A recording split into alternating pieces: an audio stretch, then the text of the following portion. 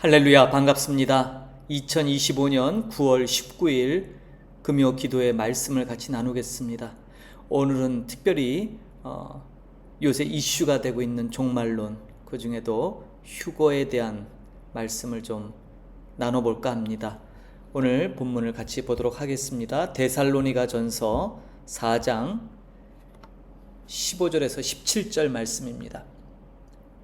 데살로니가 전서 4장 15절에서 17절 봉독드립니다. 우리가 주의 말씀으로 너희에게 이것을 말하노니 주께서 강림하실 때까지 우리 살아남아 있는 자도 자는 자보다 결코 앞서지 못하리라.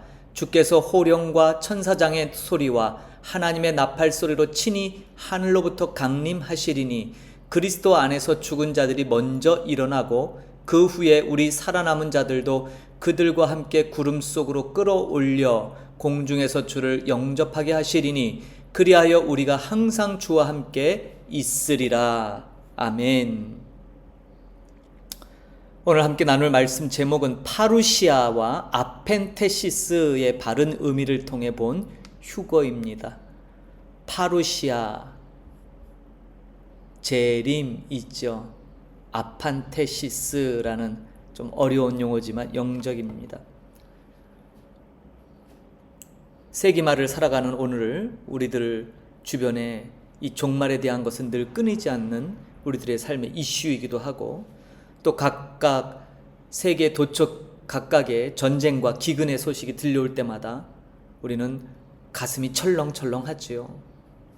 중동 지방의 급변하는 정세를 보면서 3차 대전이라도 일어나지 않나라고 눈여겨보기도 합니다.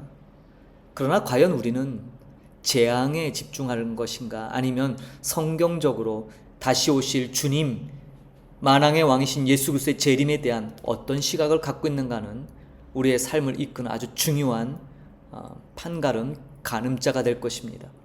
저는 오늘 이 제목이 참 많은 걸 시사하죠. 파루시아와 아펜테시스, 재림과 영접의 바른 의미를 통해 본 휴거라는 것으로, 사실 이 본문은 가볍게 다루기에는 굉장히 심오하고 또 정확하게 많은 내용을 다뤄야 되지만 오늘은 아주 핵심적인 것만 좀 다뤄보려고 해요. 그래서 우리 목양의 권속들, 나아가서 우리 선교사님들이 휴거에 대한 바른 개념, 관념을 좀 지녀야 되지 않겠는가 하는 생각에 이 말씀을 준비했습니다.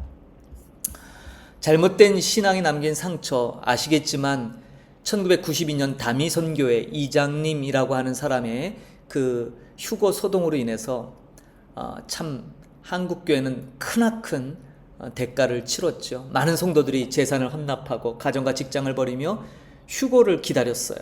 그러나 아무 일도 일어나지 않았지요. 결국 이 다미 선교회 휴거 소동 사건으로 인해서 우리는 중요한 걸 하나 잃어버렸어요. 그게 바로 건강한 종말 신앙이죠. 사실 우리 신앙의 본질은 건강한 종말 신앙입니다. 종말 신앙이 없는 기독교는 윤리종교, 기복신앙으로 변질될 위험에 놓여 있어요. 우리는 다시 오실 주님, 그날을 대망하며 살아가는 종말론자들이에요. 그런데 이 잘못된 종말론 논쟁으로 인해서, 또 사건으로 인해서 한국교회는 더 이상 종말에 대해서 침묵하는, 함부로 건들면 안 되는 영역처럼 그렇게 지내왔죠. 그러는 동안에 시간이 흐르면서도 1992년에 다미선교회 사건을 잇는 수많은 시한부 종말론자들이 일어났어요. 1999년 이제 밀레니엄 2000년을 도래하는, 그래서 이 밀레니엄 시대를 맞이할 때 종말이 일어난다라는 얘기 들어보셨죠? 또 뭐예요? 2002년에 영화도 있죠. 2002년에 지구 종말이 온다, 휴거가 일어난다. 2008년에도 이때가 이제 서브프라임 모기지론 사건으로 세계 경제가 한번 휘청했을 때인데, 이때도 한번 종말론이 있었고요. 여러분들 잘 기억은 못하시지만 2016년 이때가 희년의 해입니다. 그래서 이때 또 종말론에 한번 크게 득세했죠. 2021년에도 제 기억에 이 종말론이 일어났었어요. 그래서 이 캄보디아에도 사실 저 시엠립 쪽에서도 이상한, 거긴 기독교하고 상관없지만 어떤 사이비 종교 집단이 산으로 피신해야 된다, 홍수가 날 거다 막 이래서 그런 일도 이 땅에서도 있었습니다. 중요한 것은 지금 오늘을 살아가는 2025년 9월, 제가 물음표 했는데 사실 여러분 유튜브나 여러 영상을 접하신 분들은 아시겠지만 9월 23일, 24일 요 둘 중에 하나에 휴거가 일어난다고들 많이 떠들어댑니다. 그러면 왜 9월 23일, 24일인가 이때가 나팔절입니다. 절기적으로 유대인 원력에 의하면 이때가 나팔절인데 메시아는 나팔절 때 온다고들 대부분 상징적으로 그렇게 해석하고 있죠. 그래서 이 강력한 9월 23일 휴거론이 있습니다. 이제 며칠 안 남았습니다. 이제 한 4일 정도밖에 안 남았는데 여러분 참 제가 우스갯소리지만 신상 주변 정리를 좀 하셔야 되지 않나 싶어요. 그러나 오늘 초점은 바로 이러한 시각들이 난무하는 이 종말론의 홍수시대 속에서 과연 이 데살로니가 전서 4장 15에서 17절 소위 말하는 그 유명한 휴거를 강력하게 지지하고 있는 이 본문이 과연 어떤 의미인가를 우리는 좀 더 성경적으로 보아야 될 필요가 있습니다. 오해의 시작은 바로 이 휴거라는 단어입니다. 핵심 구절 오늘 데살로니가전서 4장 17절인데 여기 보니까 우리 살아남은 자들도 그들과 함께 구름 속으로 끌어올려 공중에서 주를 영접하게 하리니. 자, 휴거 한자가 휴자와 거자인데 이게 뭐예요? 끌 휴와 들릴 거자입니다. 그래서 끌어올려 이 말을 그대로 한자로 풀이해 놓은 것이고 영어로는 rescue라고 하는 말을 사용하죠. 그러나 휴거라는 말은 성경에 한 번도 등장하지 않는 용어입니다. 그러면 이 휴거라는 것을 도대체 누가 만들어냈을까? 사실 놀라운 사실 하나가 있는 게요. 초대교회도 심지어 중세교회도 이 휴거에 대해서 가르친 휴거 교리가 없다는 사실이에요. 아니 1000년 이상을 오면서도 분명히 데살로니가전서에 오늘 이렇게 말씀하잖아요. 끌어올려 공중에서 주를 영접한다. 근데 누구도 이것을 우리가 알고 있는 이 휴거 개념으로 받아들이지 않았다는 사실이에요. 19세기에 영국의 이 존 넬슨 답이라고 하는 신학자가 있습니다. 엄밀히 따지면 신학자라고 부르기엔 좀 뭐하지만 어쨌든 그는 세대주의 학자였어요. 그가 다니엘서와 요한계시록의 말씀들을 연구하면서 그가 이 각각의 세대를 구분하고 이제 마지막 세대에 돌입해서 이 휴거가 있다라는 것을 가르칩니다. 그리고 이 존 넬슨 다비의 가르침이 그대로 여과 없이 미국으로 건너가서 미국의 그 유명한 비비 워필드 들어보셨죠? 프린스턴 신학교와 비비 워필드라는 소위 말하는 근본주의 신학자들을 통해 이 종말론이 미국에 퍼지게 됐어요.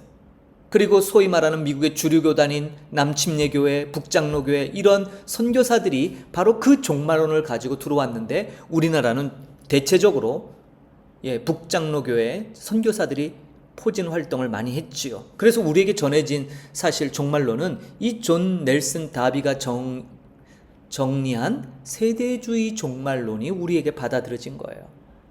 그래서 이 휴거라는 것을 우리는 그렇게 이해했어요. 어떻게 해요? 말 그대로 공중으로 끌어올라가는 거예요. 자, 이 의미를 좀 우리가 더 볼 필요가 있죠. 자, 그런데 오늘 본문에 파루시아, 재림이라는 것이 나오는데 바울이 사용한 재림의 원어는 이 파루시아라는 단어인데 이 파루시아라는 단어는 두 단어의 합성어예요. 파르라고 하는 곁에라는 단어와 우시아라고 하는 실체가 결합된 거예요. 그러니까 파루우시아라고 하는 이 파루시아라는 말은 실체가 곁에 와 있다라는 용어예요. 그러면 바울이 이 용어를 썼을 때 많은 사람들이 별 어려움 없이 이 단어를 이해했던 것은 이 단어가 당시에 보편적으로 썼던 용어이기 때문이에요. 당시의 용례는 로마 황제나 최고 통치자 그 지역의 어떤 주권자가 도시를 공식적으로 방문하는 행차를 의미해요.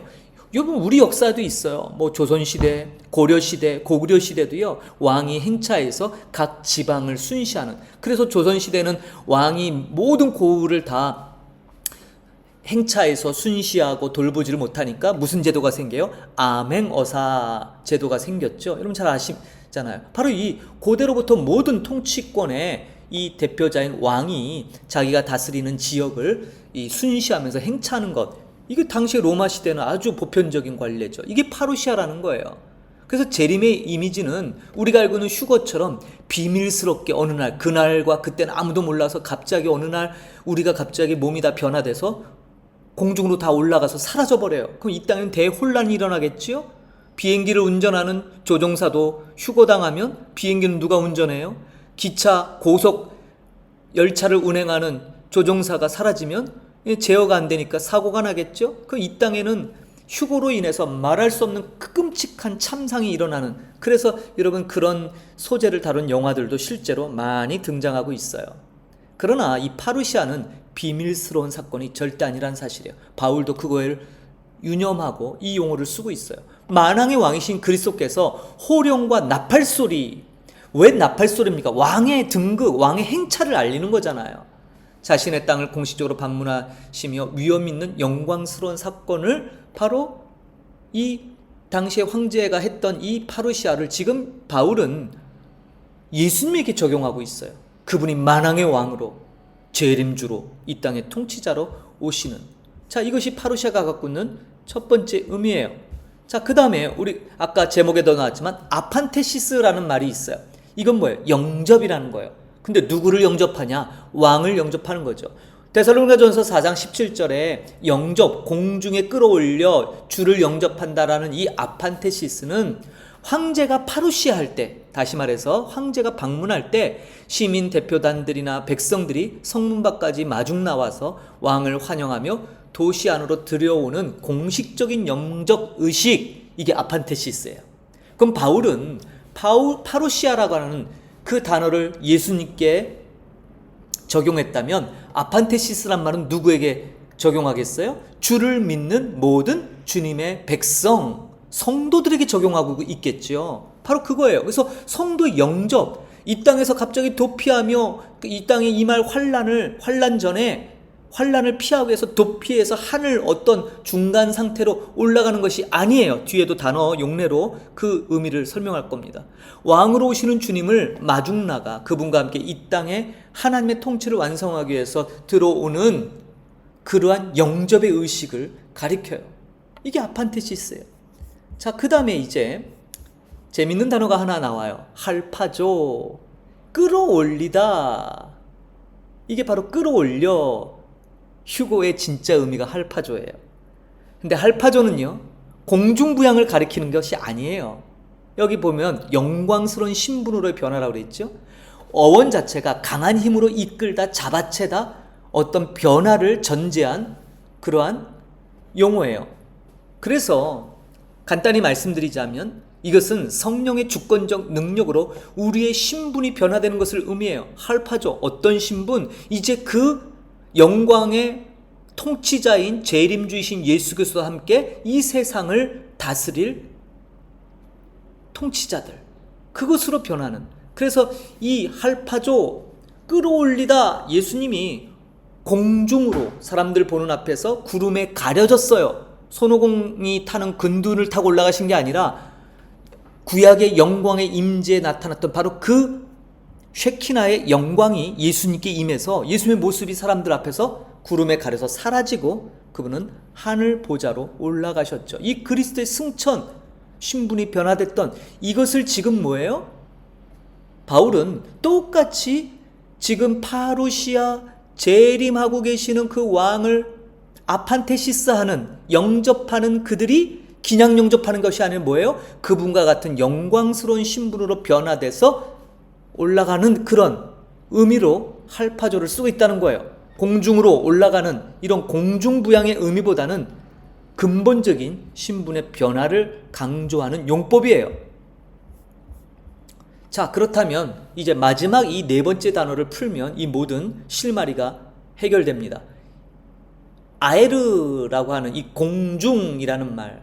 자, 우리가 알고 있는 휴거가 만약 저 위에 있는 어떤 구름, 그 위에 공중 구름 어딘가에 가서 예수님이 완전 재림이 아니라 1차적으로는 공중에 머무시다가 이 땅의 7년 대환이 끝날 시점에 다시 땅으로 재림하는 이중 재림을 성경이 얘기하지도 않지만, 그렇다면 공중이라는 말을 쓰기보다는 하늘 위로 끌어올려 내지는 구름 안에 뭐 이런 표현을 써야 되지 더 정확하지 않겠습니까? 근데 공중이란 말을 써요. 에베소서 2장 이전에는 이 공중은 사탄이 공중의 권세 잡은 자로 묘사할 때 사용된 바로 그 영역, 그것을 가리켜요. 단순히 눈에 보이는 스카이, 하늘이 아니고요.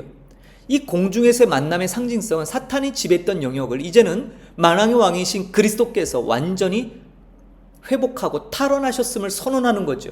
그리스도와 성도들이 온 땅 위에 하나님의 통치를 구현하게 됨을 상징해요. 그래서 이 공중이라는 건 일종의 만남의 장소, 하나님의 완전한 통치권이 이 땅에 임하는 것, 그것을 의미해요. 이래도 구름 위로 올라갈 거를 기대하고 하늘 바라보고 계십니까? 아니에요. 자, 지금까지 네 단어를 합쳤는데, 이제 우리가 살펴봤는데, 합치면 아주 명쾌한 원리가 드러납니다. 자, 데살로니가 전서 4장 17절의 이 장엄한 그림은 환란을 피해 도피하는 것이 아니라 대관식이에요. 자, 한번 읽어볼까요? 만왕의 왕이신 그리스도께서 영광스럽게 재림, 파루시아 하실 때 우리 성도들은 부활의 영광스러운 몸으로 변화되어, 할파조지요? 변화되어 공중 아에르에서 사탄의 권세를 멸하신 주님을 마중나가 영접, 아판테시스 하는, 그래서 그분과 함께 이 땅에 돌아와 영원한 하나님 나라를 다스리는 공동 통치자가 된다라는 것을 바울은 지금 힘주어 강조하고 있는 거예요. 우리의 진짜 신분이 뭔 줄 알아? 지금은 세상에서 핍박받고 있고, 지금은 교회가 세상 권력에서 이렇게 눌려서 힘을 못 쓰는 것처럼 그렇게 있지만, 교회의 영광은 그런 것이 아니라 장차 이 온 세상을 다스릴, 누구와 함께? 우리의 만왕의 왕이신 예수 그리스도와 함께 다스릴 그 영광스러운 신분을 가진 사람들이 바로 우리들이고, 우리 주님은 반드시 그러한 우리들을 만나러 파루시아, 재림, 다시 오시겠다. 그럼 우리는 어떻게 해야 돼요? 아판테시스, 그분을 영접해야겠죠. 어디서? 아에르, 공중에서. 지금 사탄의 공중 권세 잡은 자로서 활약하는 이곳을 이제 사탄의 모든 권세들을 깨트리시고 만왕의 왕이신 예수께서 회복하셔서 바로 그 공중에서 우리는 그분과 함께 뭐합니까? 할파조, 끌어올려 변화되는 놀라운 부활의 영광에 동참하여 하는, 이게 바로 성경에서 굳이 따지자면 휴거의 바른 의미예요. 휴거라는 말보다는 이제는 뭘 쓰시면 돼요? 영접, 재림과 영접, 그리고 뭐예요? 할파조, 영광스러운 변화. 그래서 휴거라는 말 대신에 이제는 뭘 여러분들이 좀 머리에 각인시키셔야 되냐면 영광스러운 변화라는, 바울이 정말 우리에게 주고 싶었던 메시지는 이거예요. 우리는 영광스러움에 참여할, 반드시 지금의 모습이 전부가 아니라 영광스럽게 변화되어 만왕의 통치자이신 그분과 함께 다스릴 사람이라는 것, 얼마나 영광스러운 말씀이에요. 좀 힘이 나십니까? 그리고 좀 요새 유행하는 이 시한부 종말론의 이 두려움에서 좀 눈이 뜨이시고, 그러한 것들의 염려와 걱정, 밤잠을 혹시 못 이루신 분들 계시는 거 아니에요? 나팔 소리 들어야 되니까. 그렇다면 이제 이 데살로니가 전서와 연결된 또 여러 가지 데려감에 관련된 본문들이 신약성에 등장하죠. 이제 제가 시리즈로 또 그 부분도 함께 다룰 예정입니다. 그래서 우리가 여러분 우리는 성경대로 믿는 사람들이에요. 성경대로. 그래서 성경대로 믿어야지 누가 여기서 뭐한다 저한다 잘못된 해석으로 그렇게 사람들을 현혹하는 것에 귀 기울일 필요가 없어요. 오늘 제목이 무엇입니까? 재림과 파루시아와 또 영접, 아판테시스로 그 두 가지의 의미로 살펴본 휴거의 바른 의미예요. 이제 되셨죠? 이제 휴거라는 말보다는 뭐를? 영광스러운 변화, 끌어올려. 바울이 얼마나 힘주어 이것을 설명했는데, 이것을 우리가 곡해하고 오해하고 잘못된 세대주의 신앙관으로 틀에 박혀서 이것을 고치지 못하고 그저, 여러분 정말로 주님의 재림을 기다리십니까? 아니면 두려우십니까? 이 땅에서 할 것도 많고 누려야 될 것도 아직 많은데 지금 당장 오신다 그러면 좀 말리고 싶은 생각 들지 않으세요? 예. 여러분, 우리의 신앙은 그런 것에 좌우되거나 매이지 않습니다. 성경대로 믿는 복음의 사람, 믿음의 사람들이 되기를 축복드립니다. 그러므로 오늘 이 주신 말씀을 통해서 하나님의 말씀을 마음에 품고 우리가 영광스럽게 변화될 것을 기대하며 끌어올려 그 왕과 같은 반열에 우리를 세워주시는 얼마나 고대되고 얼마나 힘이 나는 위로의 말씀인지 몰라요. 이 말씀을 부여잡고 오늘 이 밤에도 이 마지막 시대 세상에 혼탁하고 온갖 비진리들이 진리의 말씀을 덮으며 가짜가 진짜인 것처럼 행세하는 이 시대 속에서 바른 신앙을 견지하고 하나님이 기뻐하시는 영광스러운 삶을 살 수 있도록 그렇게 간구하는 우리 목양의 모든 권속들 되기를 소망합니다. 기도하겠습니다. 하나님, 오늘 데살로니가전서 4장 15절에서 17절의 그 유명한 휴고 교리의 말씀을 바른 의미들을 살펴보았습니다. 주님의 다시 오심, 그 재림을 영접하는, 그러나 그 영접하는 자들은 다른 사람들이 아닌 영광스러운 변화를 경험한 하나님의 백성들일 것입니다. 우리가 그렇게 부르심 받았습니다. 그러므로 오늘 이 휴거가 아닌 단순히 하늘 어딘가에 끌려 올라갈 것을 기대하는 사람들이 아닌 영광스러운 신분의 변화를 통해 만왕의 왕이신 예수님과 함께